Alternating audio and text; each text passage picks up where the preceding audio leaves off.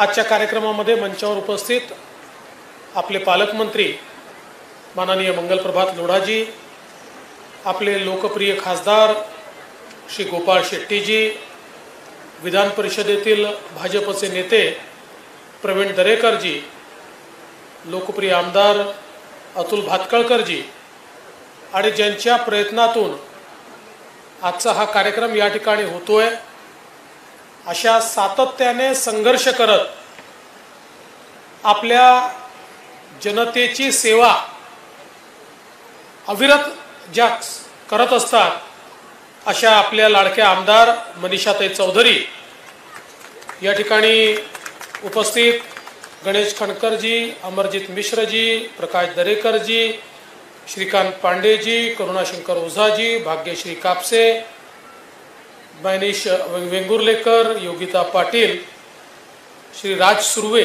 श्री बाबा सिंग, निखिल व्यास, दिलीप पंडित, जगदीश ओझा, जितेंद्र पटेल, अमर शहा, हरीश छेडा, अरविंद यादव, वैशाली बागवे, मंचावरील सर्व मान्यवर आणि उपस्थित सर्व भगिनी आणि बंधूंनो, पहिल्यांदा तर मी आपल्या सर्वांची क्षमा मागतो की मला कार्यक्रमाला यायला जवळपास 1 तास उशीर झाला, पण आज एक जपानचं डेलिगेशन आलं होतं आणि एक अचानक त्यांच्यासोबत बैठक ठरल्यामुळे मला निघायला जरा उशीर झाला आणि त्यामुळे आपल्याला वाट पाहावी लागली, त्याबद्दल मी आपले क्षमा मागतो। पण मला असं वाटतं की तुम्ही या टुर्नामेंट्स करता इतके दिवस वाट पाहिली आहे की 1 तासाची वाट ही काही तुम्हाला फार नाही। आपल्या मनीषाताईंनी सातत्याने संघर्ष करून या जवळपास 1248 टुर्नामेंटला मान्यता तर मिळवून घेतली आणि ती मिळाल्यानंतर टेंडर देखील केलं, पण दुर्दैवाने मध्यंतरीच्या काळात एक असं सरकार आलं होतं की ज्या सरकारला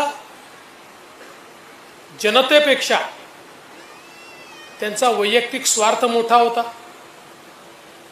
जनतेपेक्षा त्यांचा वैयक्तिक इगो मोठा होता आणि जनतेपेक्षा त्यांची खुर्ची त्यांना जास्त महत्त्वाची होती।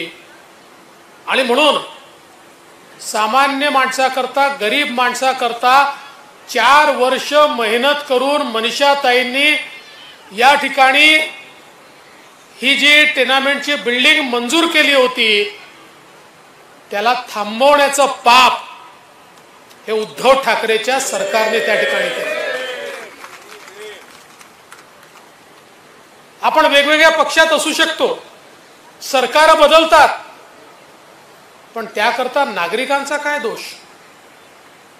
ज्या सामान्य नागरिकांचं या ठिकाणी प्रकल्पबाधित म्हणून एक छोटंसं घर मिळावं हे स्वप्न पूर्ण व्हायला येतं आणि केवळ मनीषाताई तुमच्या पक्षाच्या नाहीत आणि मनीषाताईंना याचं क्रेडिट मिळणार आहे म्हणून तुम्ही या गोष्टी थांबवता, यापेक्षा वाईट लोकशाहीमध्ये दुसरं काहीच असू शकत नाही। मनीषाताईंचा मँग्रोव्ह पार्क असेल की जो खऱ्या अर्थानं पर्यावरणाचं रक्षण करण्याकरता आणि त्यासोबत आमच्या नवीन पिढीला मँग्रोव्हचं, खारफुटीचं महत्त्व समजवण्याकरता एक अत्यंत महत्त्वाचा पार्क ठरला असता, तो पार्क थांबवण्याचं काम देखील सरकारने केलं। 3 वर्ष याला उशीर झाला, कारण पुन्हा 2.5 वर्ष ते सरकार, मग सरकार गेल्यावर पुन्हा सगळी प्रोसेस करायची। पण एक गोष्टीचा उल्लेख निश्चितपणे केला पाहिजे, मनीषाताई चौधरींचं संपूर्ण व्यक्तिमत्व हे संघर्षातून उभं राहिलं आहे। एक कार्यकर्ता म्हणून, नेता म्हणून त्यांनी प्रचंड संघर्ष केला आणि त्या संघर्षामुळेच त्या आमदार देखील झाल्या आणि म्हणून ज्याच्या स्वभावातच संघर्ष असतो त्यांना कोणी थांबवू शकत नाही आणि म्हणून कितीही थांबवण्याचा प्रयत्न झाला तरी हे काम त्यांनी या ठिकाणी करून दाखवलं। मनीषाताई, मी तुमचं मनापासून अभिनंदन करतो।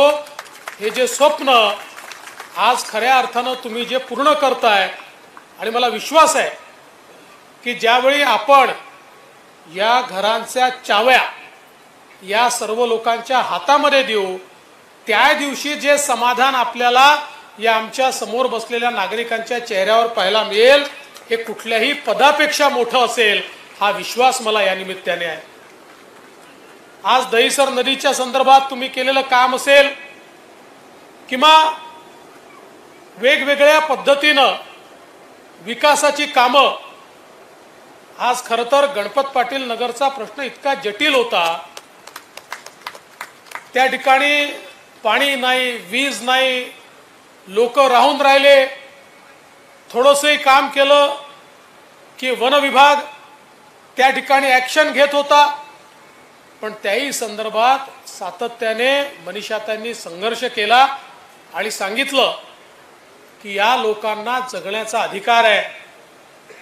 हे आपल्या देशाचे नागरिक आहेत. जर यांचं वोट चालतं तर मग यांना पाणी आणि वीज देण्याकरता तुम्ही आम्हाला का थांबवता?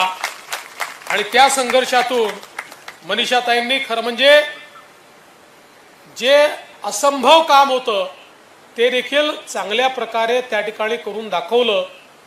आणि आता येत्या काळामध्ये मनीषाताईंच्या मनामध्ये हेच आहे की त्यांनाही त्या ठिकाणी पक्कं घर मिळालं पाहिजे. आणि मी मनीषाताई तुम्हाला हा विश्वास देऊ इच्छितो, थोडा संघर्ष अजून करावा लागेल, कायदेशीर लढाई लढावी लागेल, पण आम्ही तुमच्या पाठीशी आहोत. त्याच्यामुळे तुम्ही लढाई सुरू करा. तुमच्या लढाईला पाठबळ देण्याचं काम आम्ही सगळे या ठिकाणी करू. आपले खासदार साहेब या ठिकाणी आहेत, तेही लढणारे भिडणारे खासदार आहेत, त्यामुळे तेही तुमच्या पाठीशी उभे राहतील. आणि आमचे प्रवीण भाऊ देखील तुमच्या पाठीशी या ठिकाणी आहेत. सगळेच आम्ही तुमच्या पाठीशी आहोत. त्यामुळे निश्चितपणे ही जे काम आपल्याला करायचं आहे तेही पुढच्या काळामध्ये निश्चितपणे होईल. आज एअरपोर्ट अथॉरिटीच्या जागेच्या संदर्भातही खरं म्हणजे मनीषाताईंनी अतिशय चांगला मार्ग त्यातनं काढला की ही जागा जर महानगरपालिकेने खरेदी केली आणि पर्यायी जागा जर एअरपोर्ट अथॉरिटीला दिली तर हे रडार दुसरीकडे जाऊ शकतात. पण या रडारमुळे जे रिडेव्हलपमेंटचं काम पूर्णपणे थांबलंय ते मात्र आपल्याला त्यातनं सुरू करता येईल. आता ती फाईल पोचता पोचता मोदीजींच्या कॅबिनेटपर्यंत पोचली आहे, तिथपर्यंत तुम्ही पोचवली आहे. पुढे आता आम्ही धक्का देऊ आणि निश्चितपणे ती कॅबिनेटला घेऊन त्याच्यामुळे विशेषतः उत्तर मुंबईमध्ये या सगळ्या भागामध्ये खूप मोठ्या प्रमाणात आज ज्या अडचणी आहेत त्या अडचणी यातनं दूर होणार आहेत. खरं म्हणजे आज आपल्याला कल्पना आहे की रिडेव्हलपमेंटच्या संदर्भात खूप मोठ्या प्रमाणात आपल्या सरकारने निर्णय घेतले.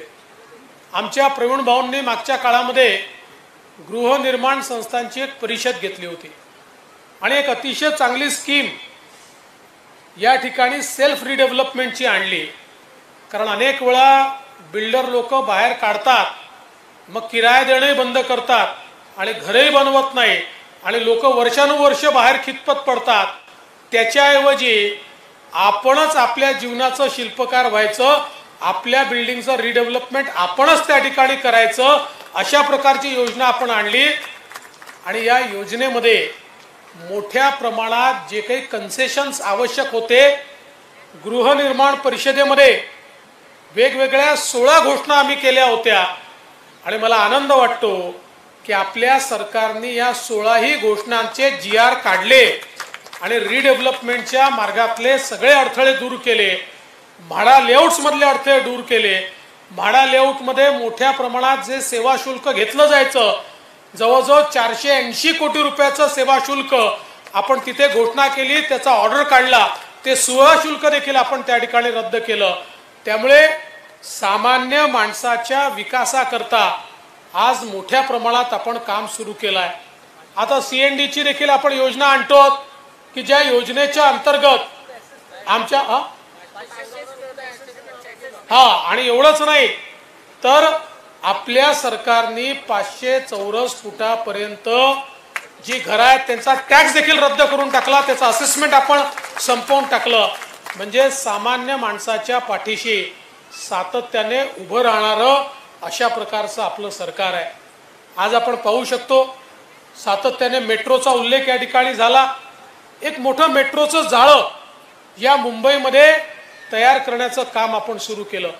आपण विचार करा की मुंबईमध्ये आपली जी सबर्बन रेल्वे आहे, आपली जी लोकल ट्रेन आहे, ही लोकल ट्रेन मुंबईचा श्वास आहे आणि जवळपास आता ही 400 किलोमीटरची लोकल ट्रेन या ठिकाणी धावते. इतक्या वर्षामध्ये ही 400 किलोमीटरची लोकल ट्रेन हीच खऱ्या अर्थानं आपली जीवनदायिनी होती. पण आपण केवळ 4 वर्षामध्ये 375 किलोमीटरच्या मेट्रोचं प्लॅनिंग त्या ठिकाणी केलं, त्याचं इम्प्लिमेंटेशन सुरू केलं. आता या वर्षाच्या शेवटापर्यंत 100 किलोमीटरच्या वर आपण त्याची डिलिव्हरी करू. पुढच्या वर्षी अजून 100 किलोमीटर आपण करू. म्हणजे हळूहळू जेवढी मेट्रोची, जेवढी आपल्या सबर्बन रेल्वेची कॅरिंग कॅपॅसिटी आहे, जेवढे पॅसेंजर लोकल ट्रेननी फिरतात तेवढेच जवळपास पॅसेंजर हे या मेट्रोमध्ये देखील फिरू शकतील. त्यामुळे वेगाने आपल्याला प्रवास करता येईल, कंजेशन दूर होईल, प्रदूषण दूर होईल आणि त्यातनं मोठ्या प्रमाणात सामान्य माणसाला आपण त्या ठिकाणी दिलासा देऊ शकू. एवढंच नाही तर मुंबईचं कंजेशन दूर करण्याकरता आपल्याला माहिती आहे, परवाच आपण अटल सेतू ट्रान्स हार्बर लिंकचं त्या ठिकाणी उद्घाटन केलं. 22 किलोमीटरचा समुद्री सेतू, देशातला सगळ्यात मोठा समुद्री सेतू केवळ 5 वर्षामध्ये आपण त्या ठिकाणी बांधून दाखवला आणि त्याचं उद्घाटन देखील आपण केलं. आणि आता कोस्टल रोड आहे, याच्यानंतर आपण बांद्रा ते वर्सोवा, वर्सोवा ते विरार अशा प्रकारच्या लिंक्स तयार करतोय. म्हणजे एक प्रकारे आपला जो हा वेस्टर्न एक्सप्रेस वे आहे, ज्याच्यावर 60% ट्रॅफिक आपलं जातं आणि लोकांची अवस्था अशी असते की घरी जेवढा वेळ घालवतात त्यापेक्षा जास्त वेळ ट्रॅफिकमध्ये घालवतात. लोकांना या ट्रॅफिकपासनं पूर्णपणे सुटका पुढच्या 4-4.5 वर्षात या ठिकाणी मिळेल. इतक्या लिंक्स या आपण मेट्रोच्या आणि रोडच्या आपण तयार करतो आहोत आणि मुंबईच्या माणसांचं जीवन हे आपल्याला सुखकर कसं करता येईल अशा प्रकारचा प्रयत्न आपला चाललेला आहे. हे सगळं होत असताना आपल्याला याची कल्पना आहे, काही लोकांना चांगलं पाहवत नाही. ज्यांनी आपल्या जीवनामध्ये 25-25 वर्ष राज्य केलं पण काहीच केलं नाही, त्यांचं एकच काम आहे, आपण गाडी चालवायची नाही आणि दुसऱ्यांनी गाडी चालवली की त्याच्यामध्ये काडी टाकायची.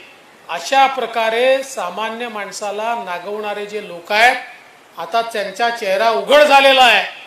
आणि मी आता विश्वासाने सांगतो, आता समाज त्यांच्या सोबत जायला तयार नाही आहे.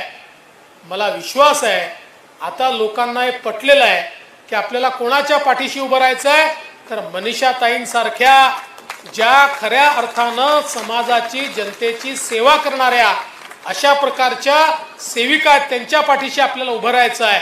कोविडच्या काळामध्ये प्रेताच्या टाळूवरचं लोणी खाऊन कोविडमध्ये देखील भ्रष्टाचार करणारे जे लोक आहेत, सामान्य माणूस मरत असताना त्याच्या तिरडीमध्ये, त्याच्या बॉडी बॅगमध्ये, त्याच्या खिचडीमध्ये, त्याच्या रेमडेसिवीरमध्ये कमिशन खाणारे जे कमिशनखोर आहेत, या कमिशनखोरांना येत्या काळामध्ये त्यांची जागा आपल्याला दाखवून द्यावीच लागेल.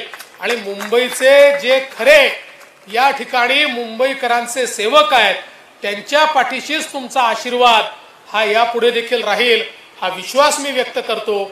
आणि पुन्हा एकदा आमच्या मनीषाताईंचं मनापासून अभिनंदन करून माझे 2 शब्द संपवतो. धन्यवाद. जय हिंद, जय महाराष्ट्र.